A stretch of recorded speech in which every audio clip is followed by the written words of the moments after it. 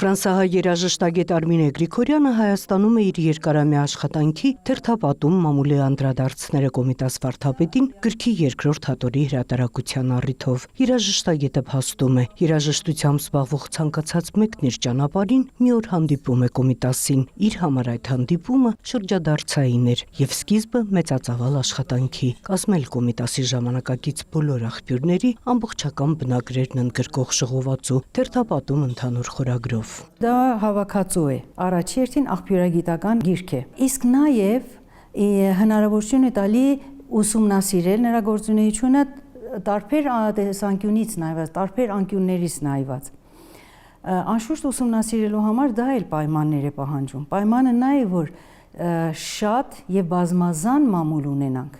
որպեսզի նույն նյութի շուրջ, նույն պատահարի շուրջ, նույն ծանոթացումները թերթերը գրեն, դա արդեն դառնում է հստակ, վստահելի արդեն աղբյուրներ։ Թերթապատումի ամբողջացման համար երաժշտագետն առանձնացրել է վարդապետի կյանքի տարբեր շրջանները։ Էջմիածնի համար նախատեսում է 2 հատոր, Պոսո շրջանին 3 հատոր եւ 3-ից 4 հատոր նախատեսում է ժամանակակիցների հուշերի համար։ Առաջին հատորը ներկայացնում է 1910-11 եւ երկրորդը 1912-13 թվականները։ Արևմտահայերեն մամուլում, Պոլսում, հարակից գավառներում եւ այլ երկրներում լույս տեսած օրաթերթերում, պարբերականներում հրապարակված հոդվածներն ու տեղեկատվությունը օգնում են ուրվագծել Կոմիտաս վարդապետի կյանքի եւ գործունեության համապատկերը ամենալայն ընդգրկումով։ 1912-13 թվականներին Պոլիսն ապրում էր գերհագեցած մշակութային կյանքով, որում չափազանց ակտիվ ներկայություն ուներ Կոմիտասը։ Դրանցից մեկը հայերեն տառերի գյուտի 1500-ամյակի եւ գրատպության 400-ամյակի համահայկական տոնակատարությունն էր։ Դա բացառիկ երևույթ էր, բացառիկ ամբողջ Հայաստանի, Արևմտահայաստանի նահանգները եւ Պոլիս ու իր շրջակա հայաբնակ քաղաքները բոլորը տոնում են, Պոլիսը ցնդում է այդ ուրախությամբ, նախ հանձնախումբի մեջ էր, ինքը մշակում է ով մեծասկանչ դու լեզուն, նվիրված համապատասխան տոնին, մշակում է 2 շարականներ, նմանյալ Մովսեսի եւ ով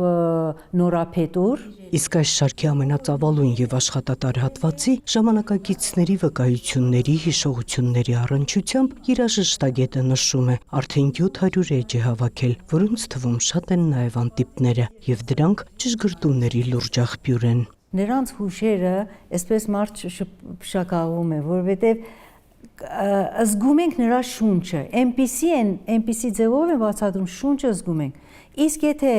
չտեսնողը իրեն, թեկուզ լինի լավ երաժիշտ, երաժշտագետ, չգիտեմ ինչ, արդեն տարբեր տեսանկյունով է նայում եւ նույն շունչը չկա, այնպես որ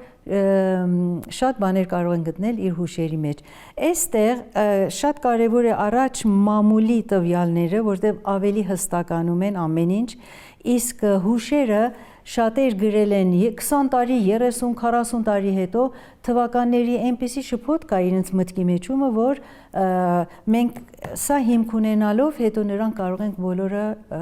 ճշգրտենք։ Գրքի շնորհանդես քննարկումը տեղի ունեցավ Կոմիտասի թանգարան ինստիտուտում, նոր հատորի վրա սևեռելով մասնագետների, երաժշտագետների, կոմիտասագետների եւ վարդապետի արվեստը գնահատողների ուշադրությունը։